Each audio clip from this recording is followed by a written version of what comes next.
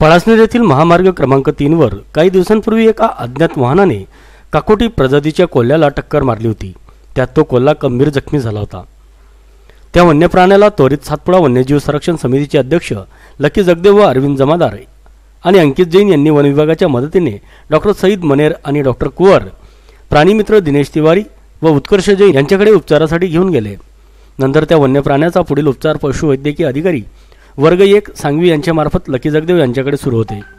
परंतु कोल्ह्याच्या प्रकृतीत सुधारणा होत नसल्याने त्यास पशुवैद्यकीय अधिकारी डॉक्टर सईद मनेर यांनी सांगवी येथे दिनांक 28 नोव्हेंबर रोजी वैद्यकीय तपासणी केली असता सोबत वनक्षेत्रपाल सांगवी श्री DM शर्माळे, वनपाल सांगवी श्री DR जिरे, वनरक्षक श्री SB इडे, श्री GS बारिस, वनमजूर श्री भोजू पावरा हे उपस्थित होते। तसेच सातपुडा वन्यजीव संरक्षण समिती पळासनेर अध्यक्ष प्राणीमित्र लकी जगदेव, अरविंद जमादार, अंकित जैन, महेंद्र कोडी, विकास जगदेव, सनी महाले, निशिगंध पवार, मयूर जाधव, प्रमोद सिरसाटे उपस्थित होते।